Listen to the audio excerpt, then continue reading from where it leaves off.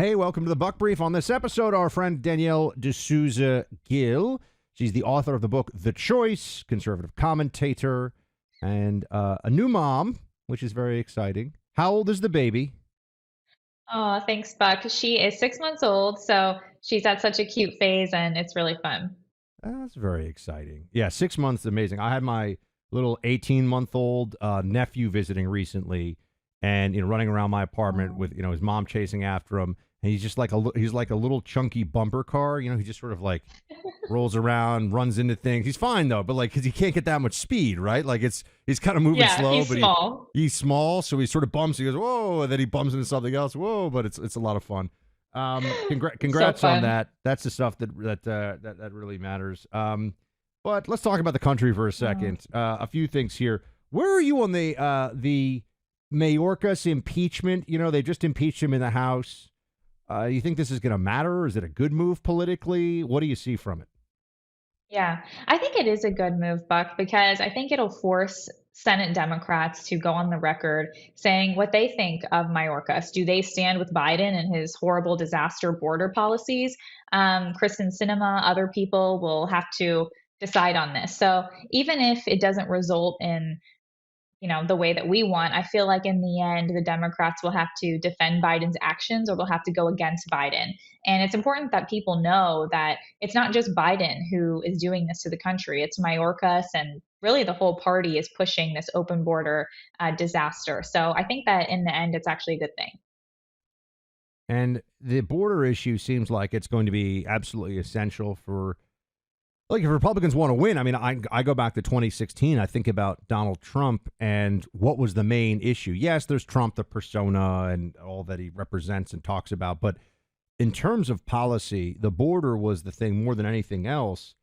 I think quite clearly that elevated him to the front of the GOP pack and then allowed him to defeat Hillary Clinton. Is that the key this time around? And how do you think he should message it? Yeah, I totally agree with you. I think the messaging on it is strong, of course, but I also think that when we look at it, it's not just about the messaging. The Democrats want our border to be porous and open because they want to import Democrat voters. We have millions of illegals coming into this country every year, and let's just say each person running for president gets around 80 million votes. That's going to make a huge difference if they're bringing in all of these millions of people. And I think when we look at the this upcoming election in 2024, we see Joe Biden, who clearly has dementia. Clearly, he is past his prime. And so, if they're running a candidate that's that weak, and we're running a president who's as vigilant and strong and successful as President Trump, then how do we not know that we have the election in the bag? I think it's because clearly the system is broken, and clearly it's because of things like an open border. So if we don't seal the border, what's going to happen to us in 2028? What's going to happen to future elections? I think Republicans will be scratching their heads, saying to themselves, how do we fix our messaging? When in reality, the system needs to be fixed. And the border, I think, is the key to that because we need to have only Americans voting in our elections. And it seems to me that there's finally an awakening of what these numbers really mean because right you've got, call it 7 million, and even at best the official number is an estimate, right? Call it 7 million, but it'll be 8 million by the time people are voting in the fall, and they see that number, and that's a huge number, right? That alone has meaning. But beyond that, I think what's going on in New York and Chicago, where people see that these are individuals who are in the country illegally who are going to be a drain on public resources, and that this is going to affect people's kids' schools, and it's going to affect emergency rooms and housing and the tax base. Absolutely. And not to mention the fact that we're one of the only countries where you can just come across the border and have a child here and they're an American citizen. So I think that this policy is being abused. The fact that many of these people are not actually refugees, many people are taking advantage of this because they know that they can come in under Biden and hopefully stay here. And when we look at our schools, when we look at our hospitals and all of these things that are already burdened, even just by the fact that we have a welfare state, now we're going to have all of these illegals coming here, many of whom are criminals. But as you mentioned, even if you're not one of those people, you're still going to be taking from Americans and many people who are coming in here, we don't know their intentions. I mean, the Democrats always want to act like we're evil if we say that any of them are criminals, but there's not just drug trafficking, there's human trafficking, and we really need to seal the border immediately. Let's talk in a moment here about the Democrat side of things and your sense of where it's all going with Joe Biden, which is, I feel like, an everyday news cycle on its own now. But first up, this comes at a critical time in our society. It's called Patriot Defender. I've partnered with them. I'm a member. Patriot Defender is legal defense for you and me, and it's the kind we need most these days. It's no-cost legal defense to protect your rights, freedom, reputation, and your way of life. If you speak up at a school board meeting about vaccine mandates and suffer consequences, your legal defense is covered. If your right to free speech is denied and you suffer consequences, your legal defense is covered. Patriot Defender. Their website is patriotdefender.com. That's patriotdefender.com. They'll also provide you with IRS audit assistance, open and concealed carry self-defense cases. This is going to provide you with legal defense when you are operating within the law, but your rights are being violated. So if your business, income, or reputation are harmed because of the weaponization of government or wokeness, Patriot Defense now has a no-cost legal defense option for members. Go to patriotdefender.com. Become a member today.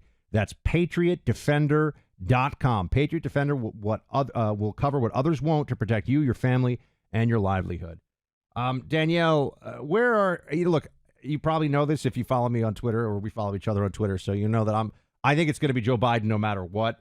Are you one of these people that's talking the nonsense about Michelle Obama taking over suddenly? No, no. I've actually always thought it's going to be Joe Biden because Joe Biden can only be removed if he wants to remove himself. I know Republicans talk about the fact that he has some kind of puppet master and it's Obama or his wife or someone who's controlling him all the time. And certainly he has his handlers, he has his teleprompter. But at the end of the day, he really has to be forcibly removed. And I don't think the Democrats can make him step down. He really does want to be president, I think, even though he clearly shouldn't be.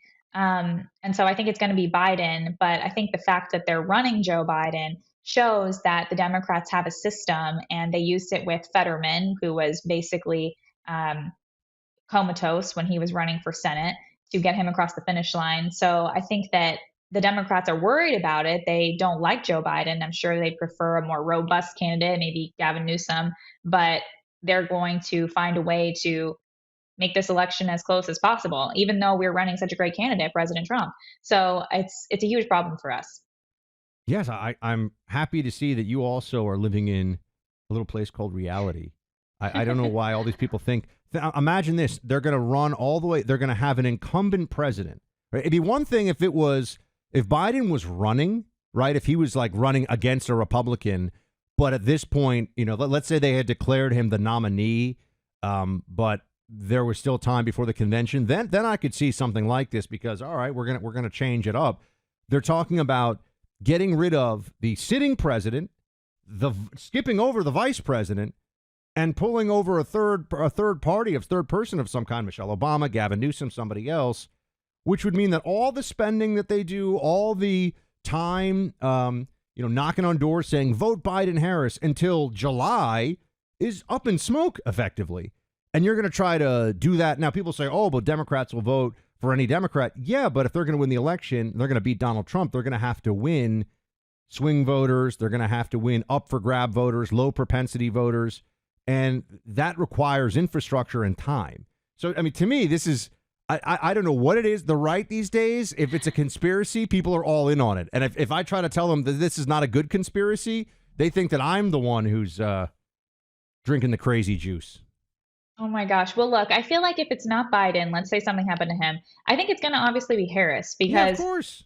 Harris is the VP, and the Democrats, they are obsessed with race, gender politics, all of this. So they're not going to skip over the first Black woman vice president because it kind of goes against their whole ideology. Obviously, as conservatives, we don't care about that kind of stuff. But on the left, that's like really taboo for them. So I think any discussion of some other third or fourth candidate is really, really silly because it's going to be Biden. And if for some reason, by physical reason, it can't be Biden, I think it would be Harris. And I don't really think the Democrats want Harris because Harris is actually even more unpopular than Biden. So I think they'd actually prefer to just keep it as Biden. Yeah, I think so too. And what we just saw in Long Island in the third congressional district. Let's actually talk. Well, we talk about that for a second, and then I'll ask you about Valentine's. You're wearing Valentine's red. It's Valentine's Day. It's also Ash Wednesday for those who are of the Catholic faithful. But we should first get into the third congressional district in Long Island. It was an 8-point defeat. The Republicans have a pretty good infrastructure in Long Island. Long Island has been trending red, but they had a Democrat who did three things, right? And putting aside, okay, he's known, he's been there a long time. I mean, he did have some pretty solid advantages, but this was obviously a Republican seat, belonged to Santos. Republicans decided to get rid of Santos, which to me, you're going to have an election coming up anyway. Just let the people decide on a new candidate. But anyway, it was total own goal for Republicans, but they love doing that.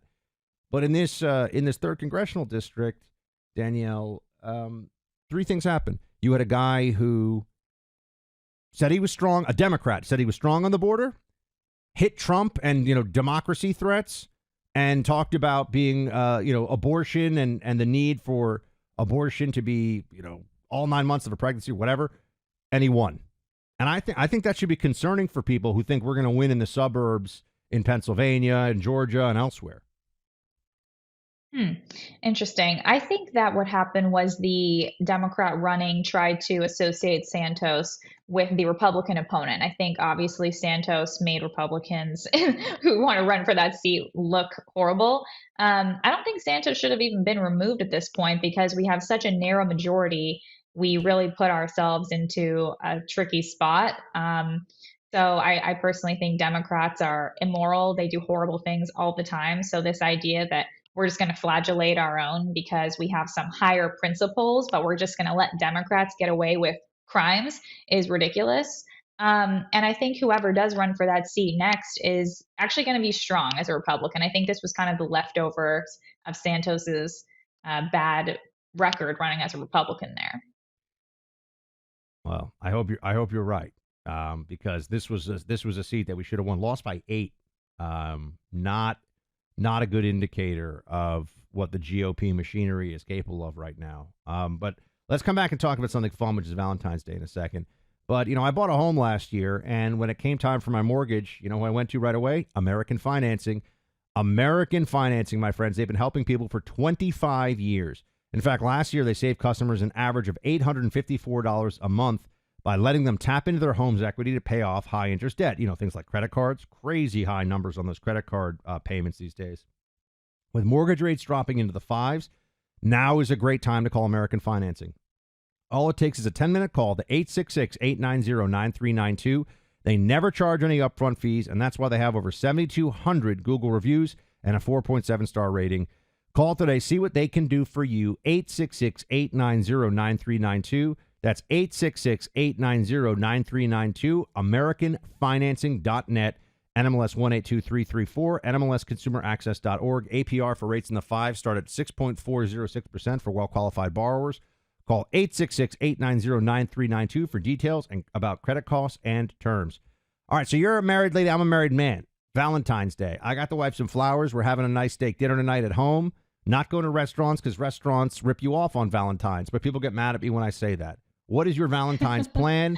How should it happen for married ladies out there listening? Oh my gosh. Well, our plan is we're actually campaigning. My husband's running for U.S. Congress in Texas. He's been endorsed by President Trump and Senator Cruz, and he will join the House Freedom Caucus if he wins this election. So we are actually focusing on that and the campaign and voters here. But we're going to be with Marigold, our daughter, and probably just be at home. That's the way to do it. I just keep telling you, Valentine's should be celebrated. I don't mean this in any, should be celebrated in the home. I think that's the best way to do it. Now yes. I get it. If you're like in the dating scene and you got to take somebody out and try to impress them, but to me, anytime there's pressure on a night, whether it's Valentine's, New Year's Eve, or whatever, you're just making it less likely you're going to enjoy yourself. You're going to pay more, get less from the restaurant or the club or the whatever you're going to do. And for what? I don't know. I feel like don't get caught up with all the peasant stuff. Like, Go celebrate that stuff on another day and have a nice quiet night on New Year's or on Valentine's. That's my take on it. Yeah, definitely. Not to mention the fact that I feel like when you're at home, you can actually have more of a conversation and stuff. And home cooked meals are really great. I think that's actually a huge win on a date because going out to eat is easy. It's actually more fun to cook at home. What if you were going to tell yourself? It's kind of like advice for new parents out there or soon to be new parents out there. You're 6 months into, you're very excited. I can see in the background if you're listening on audio right now on the podcast and you don't know, we have Buck Brief, the YouTube channel. We just launched the YouTube channel, so it's brand new. Please go subscribe to the Buck Brief. That is the YouTube channel that you want. But you'll see little baby Marigold in the background, who's absolutely adorable. But what is the one thing you've learned or advice you'd want to give people out there? I would say don't be afraid to have kids. I think that there's a huge stigma around it, especially it's like the stigma is if you're a guy, just only focus on your career and be a hipster. I don't know, like go do all these other things and then you can figure those things out. I think the same thing is pushed on women to only focus on your career, but I feel like you can actually you can have a family, you can still do interesting things, and it's actually brings you a lot of joy. And it's unfortunate a lot of young women, especially, don't realize that because they're sold a lot of lies, especially from the media, from shows like Sex and the City and all this. And I think that you really can have a lot of joy from that. All righty. Excellent stuff. Danielle D'Souza Gill, my friend, good to see you. Her book is The Choice. By the way, go pick up a copy of The Choice. And Danielle, thanks for being here. Thanks so much, Buck.